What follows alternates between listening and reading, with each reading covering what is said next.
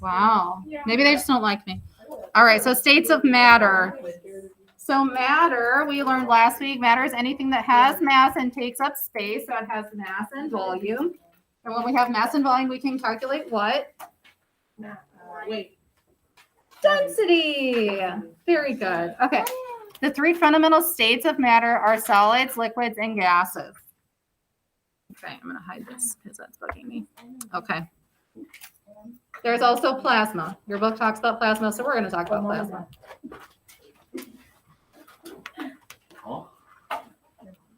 So throughout this class, I'd like you to think about water, states of water, okay, because that's easiest for you to probably relate to.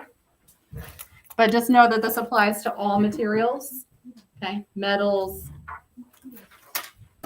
diamonds, anything. All right, changes in states are the result of energy being added or removed. Typically, this energy will be in the form of heat, okay? So if heat is added or removed, heat, we'll learn this when we talk about thermodynamics. Heat goes from areas of high concentration to low concentration. So say it's the middle of winter and you left your back door open. If one of your parents says, hey, don't let all the cold air in, that's actually a fallacy, okay? Because it's only heat that moves. Cold is kind of just a colloquial term, right? And we're talking about heat. Heat goes from areas of high concentration, like the inside of your house, to areas of low concentration, like the outside, okay? So that energy, that kinetic energy is moving from high concentration to low concentration. So I want you to apply that knowledge to what we're going to learn today, because we're talking about kinetic energy. Kinetic being the energy of motion or movement, okay? That's what kinetic energy is. And that is affected by heat and pressure, okay? All right, so a solid. Solid is a definite shape and volume. Molecules are tightly packed with a regular pattern and vibrate in place. Okay, so think about a rock, okay? It's got a definite shape, right?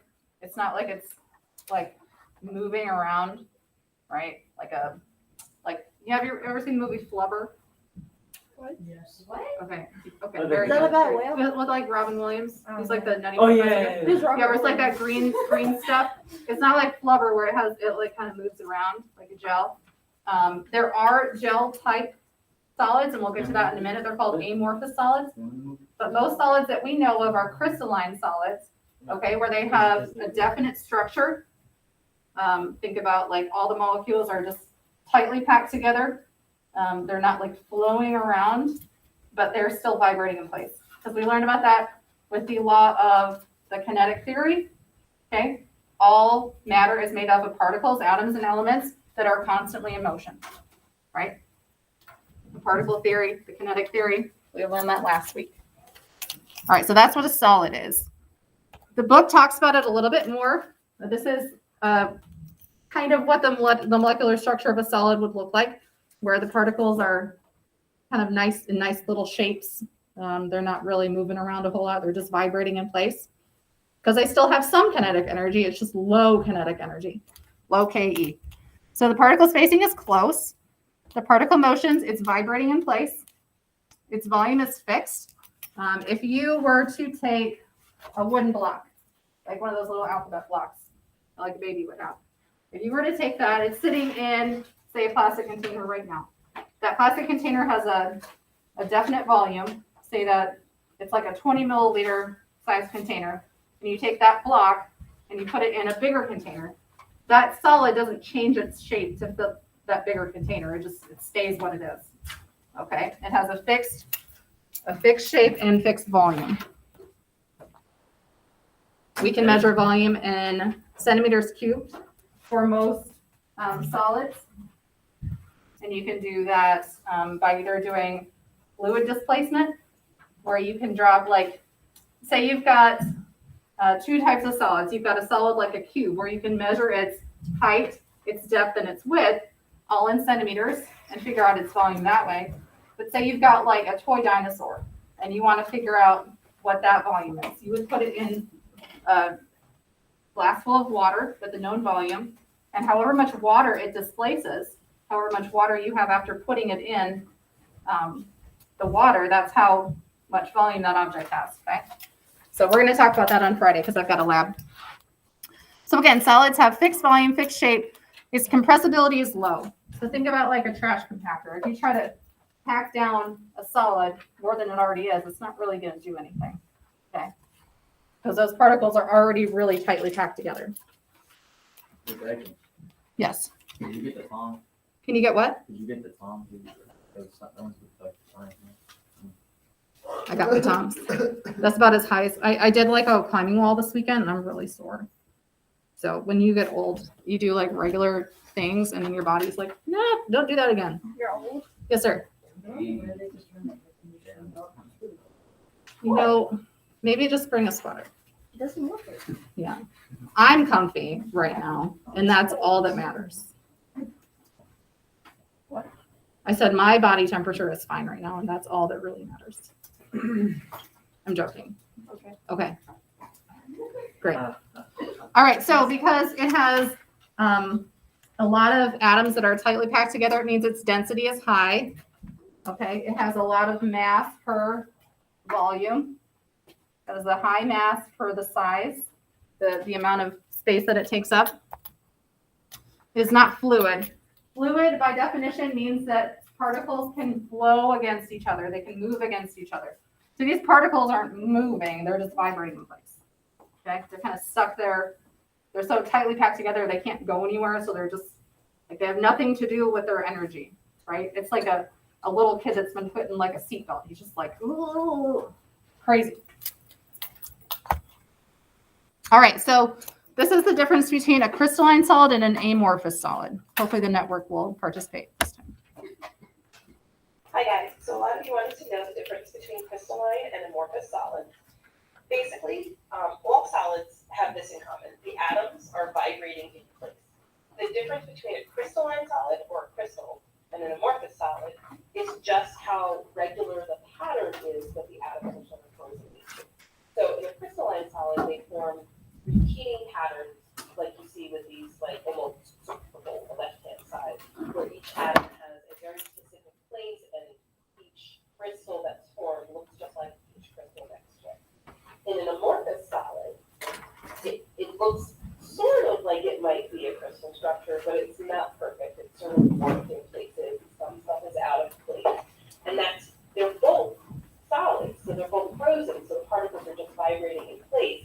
But amorphous solids have more of what we think of as a liquid structure, where the particles are not as orderly. But they're both considered solids because the particles are frozen in place. Crystalline solids are things that form crystals, like metals all form crystals. Lots of things that you think of, like salts and rocks and things like that, minerals are crystals. Amorphous solids are things like glass or wax, things that you think of as almost like soft solids, even though glass isn't really particularly soft. But anything that you don't think of as forming a particular crystal shape would be an amorphous solid. Okay, see you guys in class. All right, so that's the difference between a crystalline and an amorphous solid. Hey guys, so Don't want to do that again. Okay, so moving on to liquids.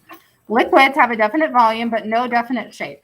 Okay, the molecules are loosely packed and they flow against each other. So they have fluidity, as we learned that's the definition of particles flowing against each other. So a definite volume means that when you are to pour some water into a container, it'll fill the container from the bottom up. Okay, we know that just from our everyday lives. You pour some water in a cup, it'll fill it up from the bottom. If there's like a little side thing it could go to, it'll go and fill in from the bottom along the side. Like a cup has a handle or something it can go into. All right. So we all know that that's characteristic of liquid, just from observing it in our everyday life. So you need to know that a liquid has a definite volume but no definite shape. It fills the container that it's in. Okay. Whereas a solid, if you're going to drop a solid in a container, it would just be there. Right? It wouldn't change its shape to fill the container. Whereas a liquid would, it would just do it from the bottom up. Okay?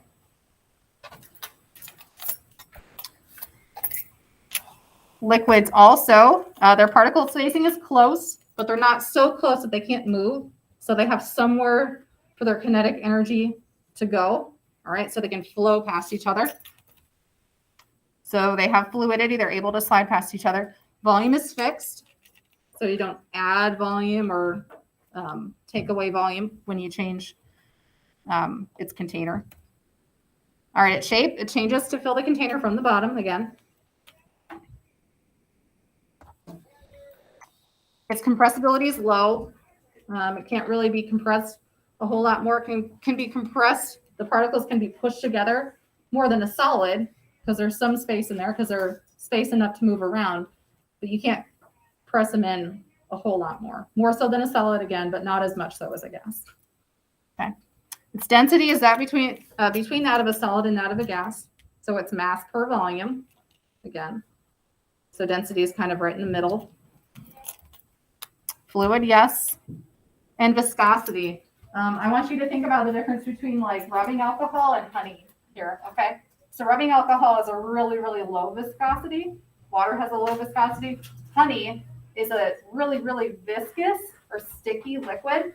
So those particles have like an attractive force between them. So when they try to slide past each other, it's almost like they're wearing Velcro or something, where they're like, everybody's kind of like stuck to each other, kind of like moving in slow motion, okay?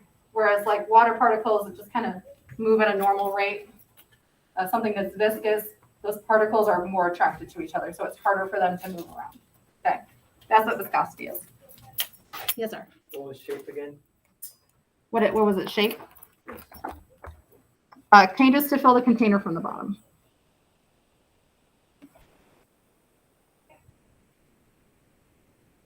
So it takes the shape of the container, it just fills it from the bottom because of that force of gravity, right?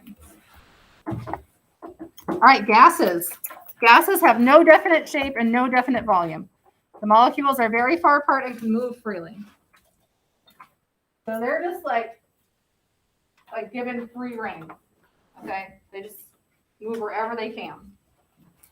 As far as the container that's holding them, they'll go to the very limits of that, okay? It's like a rebellious teenager. It's gonna push every limit. Y'all don't know anything about that, do you? What? You're not rebellious. Of course not. Okay. Never. I would never. Who Yeah, gave you that don't- impression? Don't be like a gas. Okay, come on, push, be like a liquid. Like, know your limits, but don't like try to push out from them. Very nice analogy. Thank you so much. I worked on that one, it just popped right into my head. All right. So gases, the particle spacing is widely spread. They're not really touching a whole lot. Sometimes they hit each other. Okay. Particle motion is high speed. They have high kinetic energy. They have high motion. Kinetic energy is the energy of movement or motion. So if they're moving fast, they have high kinetic energy. Their volume changes to fill the container. So say you've got like a Ziploc or one of those like Rubbermaid storage containers, like a food container. Say you put some gas in there, all right? And then you take that same amount of gas and you put it in a really tiny container. All right, it's gonna go to its extreme boundaries. It's gonna like move around as much as it can. But if you take all those particles and put them in a smaller container, they're just gonna hit each other more, okay? They're still gonna have the same amount of energy. They're just gonna hit each other more, okay? They're not gonna have as much space to move around. So say you've got 20 teenagers and they're in like a gymnasium, right? Think of the teenagers as atoms, okay? And then you take the same amount of teenagers and put them in a broom closet. Like they still have the same amount of energy, but they can't move around as much. They're just kind of like hitting each other's shoulders all the time. Okay. All right, so that's gases. Their compressibility is high. You can shove them in closer to each other because there's more space to move into. So I could shove all of you guys to the center of the room. I could compress you into a smaller group. Okay. So I can make your density higher. Because like you guys have the same mass, but if I make your shape smaller, the density is going to be higher. So the current density is low, right? Mass over volume, the density is low. Fluid, yes, because they have the ability to flow past each other. Sometimes they hit each other, and that is called pressure, okay? Due to collisions with the container surface. So when particles hit a container surface, that causes pressure.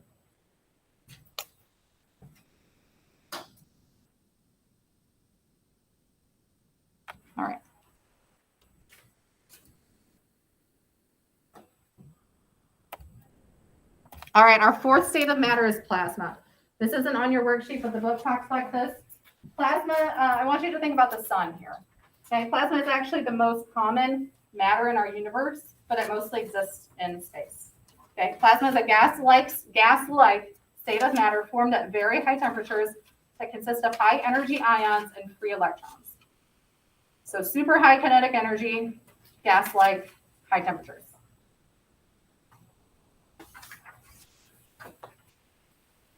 I have no other examples for you other than the sun. Fire. Okay. Sure. I say it's even higher temperature than that. Okie dokie. So that's plasma. You got it? I'll wait another minute. This video is going to be crazy. It's just going to be like a video of my belly. I'm sorry if you have to watch it again. Because I keep walking in front of my camera. Oh. It's going to be interesting. Yes, my camera's right there, and I keep walking in front of the camera. I bought a clicker, though, on Amazon. It gets here tomorrow. So I won't have to, like, hover over my computer anymore. All right. So is it possible to get rid of matter or make more matter? What do you think? Yes. Does anyone say no? No. The answer is no. And that is the law of the conservation of matter. So the amount of matter that's in the world now is the same amount that was in the world when God created it. Okay? Matter cannot be created or destroyed. It can only change states. Just like energy can't be created or destroyed. It can only be moved. Okay? So that is the law of conservation of matter. A fundamental natural law that states that matter can neither be created nor destroyed, but can only change forms.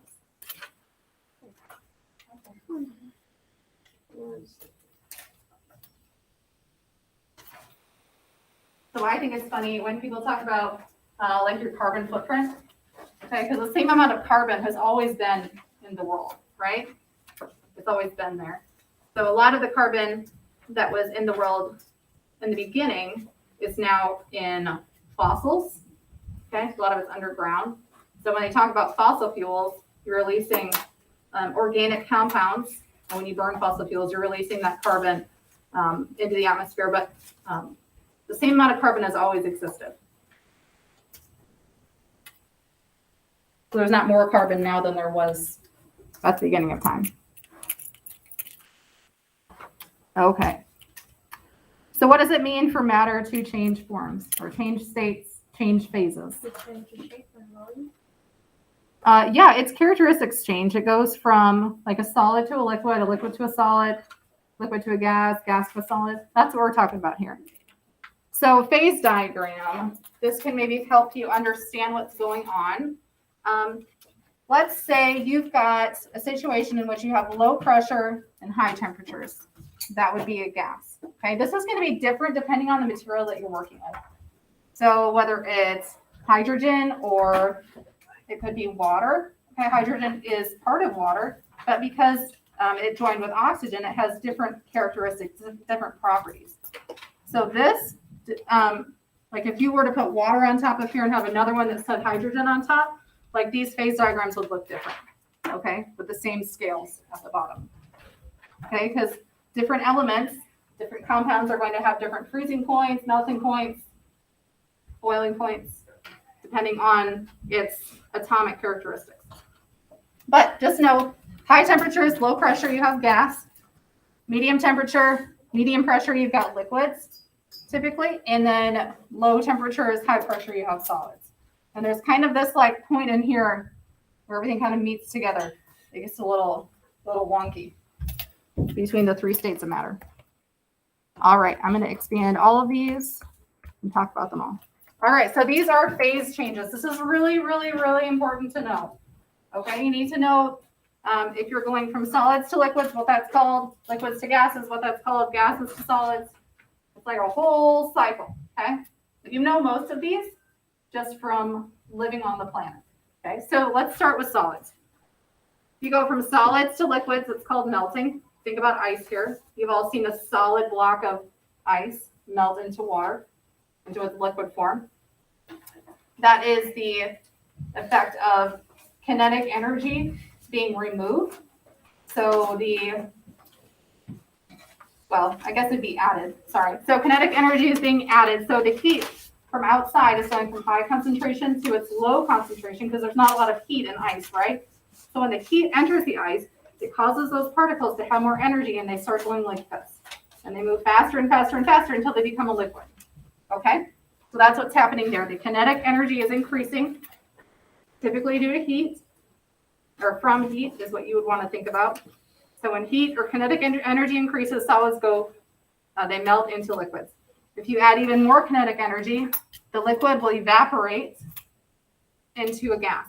And there's two different types of evaporation. This is technically vaporization right here. So in vaporization, you have evaporation, which is like a slow, where particles are being phase changed at like the surface of a glass. So think about, you just got like a glass of water. If it sits on the counter for like a week, that water will slowly start to evaporate right from the surface of the water. Not from the bottom, but from the surface. But with boiling, you're making that phase change happen a lot quicker. And it's going to happen at a really specific temperature depending on the material that you're working with. Okay, but just know kinetic energy is increasing. So your phase is going from solid to liquid to gas. All right. You also have sublimation, and I have an example for you, a little video about sublimation. Sublimation is when a solid goes directly to a gas. So you have like a really sudden increase in kinetic energy, and it just bypasses liquid state altogether. If any of you have ever been snowboarding or skiing up on the top of a mountain, when you have like really intense radiation from the sun hitting like a side of a mountain where there's a lot of snow, that solid snow will just instantly turn into water vapor. It's pretty cool to watch. All right, so going the other way, kinetic energy is decreasing. So gas to a liquid is condensation. You've all seen that actually to a really hot shower, where all that heat that was from the hot shower is being used by, or the water vapor in the air has a lot of energy in the form of heat. When it hits like a cold mirror, it's going to condense because that energy is going to go from areas of high concentration to low concentration. Those particles are going to, like, they had a lot of energy. As soon as they hit the cold, they're going to be like, oh, I'm really tired now. And they're going to slow down and they're going to turn into liquid, okay? Same thing happens with liquid to solid. It goes from liquid to solid, it freezes. And again, each material has a different freezing point. Okay, this happens at a pretty slow rate as well. So it's when the kinetic energy drops. When heat is lost, that's when something freezes. Deposition is when a gas goes directly to a solid. Think about frost here. You've got water vapor in the air, and when it hits a cold window, it's going to freeze immediately. It just bypasses liquid, okay? Versus like an icicle, where it's like a slow change from liquid to solid. All right, hopefully everybody got those copied down. Again, increasing kinetic energy of the molecules of the substance goes this way. Okay, so that's at the bottom of that worksheet. I've got a couple of videos for you. So KE increases as you go from liquid to gas. And it does the opposite when you go the other way.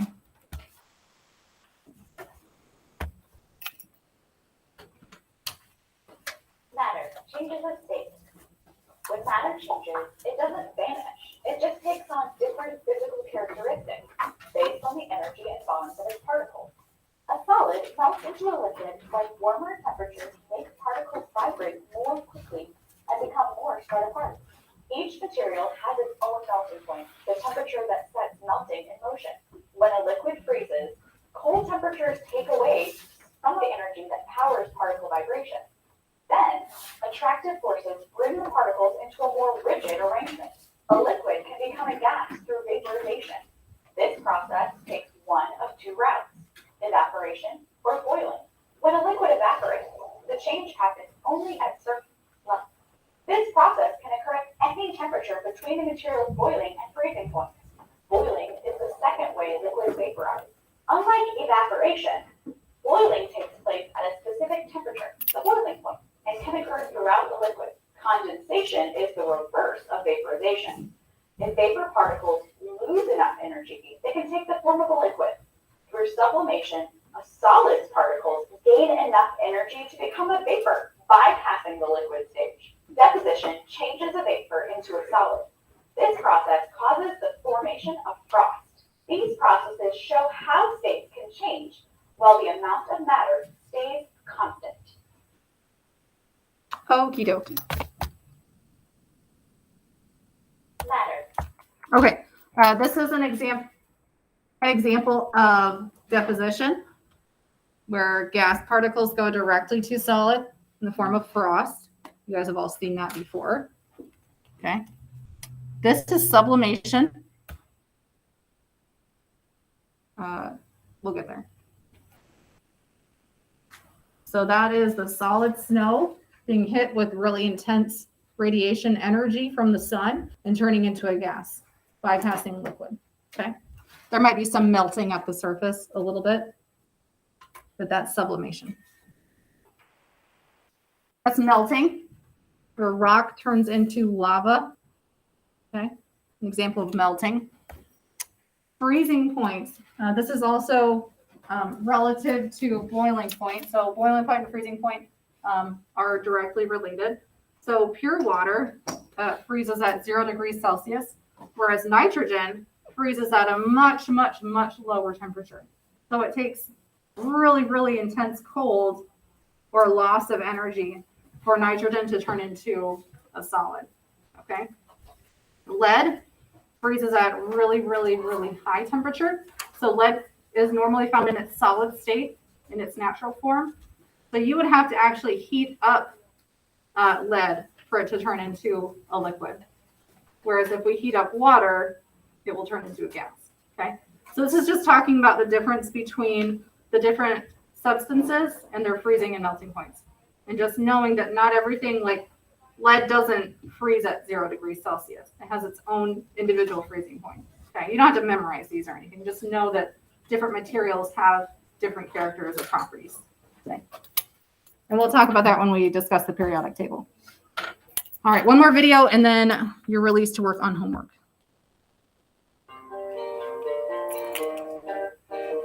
Evaporation involves a liquid changing into a gas. The particles in a liquid have different energies. Some will have enough energy to escape from the liquid and become a gas, From while the the surface. remaining particles in the liquid will have a lower average kinetic energy, so will stay there and the liquid will cool down as evaporation happens. This is why sweating cools you down, by leaving behind a cooler liquid on your skin. The sweat absorbs energy from your skin so that it can continue to evaporate and cool you down even more. The rate of evaporation increases if the temperature of the liquid is increased, if the surface area of the liquid is larger, or if the air moving over the surface is more violent. Condensation involves a gas turning into a liquid. The particles in a gas have different energies. Some may not have enough energy to remain as a separate particle, particularly if the gas is cooled down. This causes them to come close together and bonds form between them. Energy is released when this happens. This is why steam touching your skin can cause scalds. Not only is the steam hot, but the energy is released onto your skin as the steam condenses, which only adds to the pain.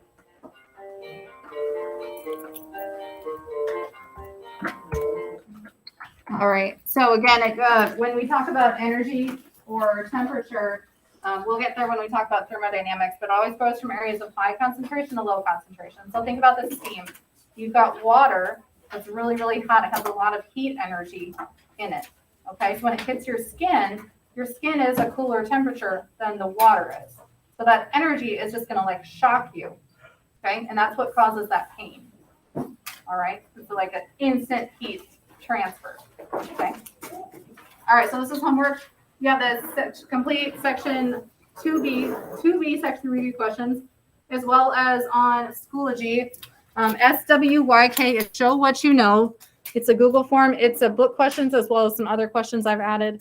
And that's all due before class tomorrow. Okay. You should have some time to, let me stop this recording. You should have some time to work on it right now.